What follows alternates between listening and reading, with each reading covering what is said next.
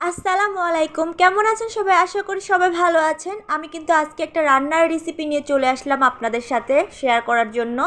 এটা হচ্ছে ছোট মাছ দিয়ে পেঁপে দিয়ে ঝোল করেছি, এটাই হচ্ছে আপনাদের সাথে শেয়ার করব। তো আমি এখানে আলু আর হচ্ছে পেঁপে কিন্তু ছোট ছোট করে এরকম লম্বা লম্বা করে কেটে নিয়েছি, যেহেতু মাছটা একটু লম্বা। তারপর আমি পেঁয়াজ কুচি আর হচ্ছে মরিচ কেটে নিয়েছি, সেটা তো দেখতেই পেলেন। তো এবার মাছ ভাজার পালা। আমি হলুদ মরিচ একটু লবণ দিয়ে মাছটা ভালো করে মাখিয়ে তারপর হচ্ছে সুন্দর করে ভেজে নিব।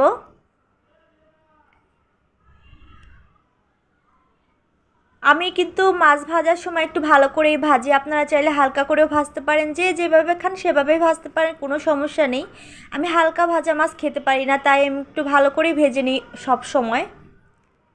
তো এইবার মাছ ভাজা হয়ে গেছে, একটি কড়াইতে তেল নিয়ে নিয়েছি আর হচ্ছে পেঁয়াজ কুচিগুলো দিয়ে দিলাম। ভালো করে নেড়ে চেড়ে একটু ভাজা করে নেব।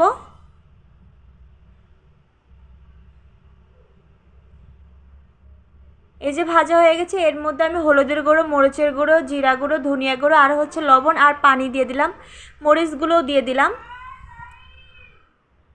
এটাকে ভালো করে কষিয়ে নেব। আর মশলা কষানো ভালো হলে কিন্তু আপনার রান্নাটাও খেতে কিন্তু অসাধারণ হবে, এটা আপনারা সবাই জানেন হয়তো। এরপরে এর মধ্যে আলু আর পেঁপেগুলো আমি দিয়ে দিলাম, তারপরে হচ্ছে একটু পানি দিয়ে এটাকেও একটু ভালো করে কষিয়ে নিব।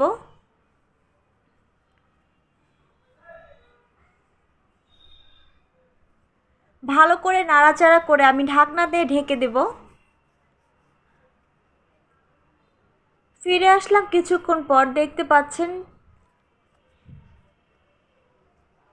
আমি আবারও ঢেকে দেব।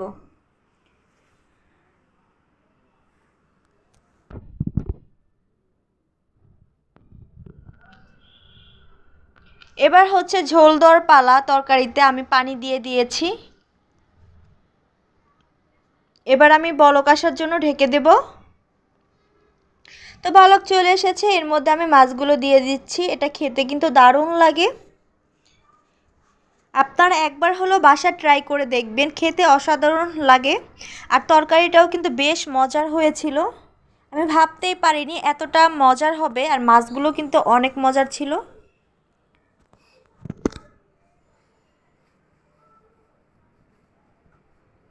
আমি এর মধ্যে একটু জিরে গুঁড়ো দিয়ে দিলাম।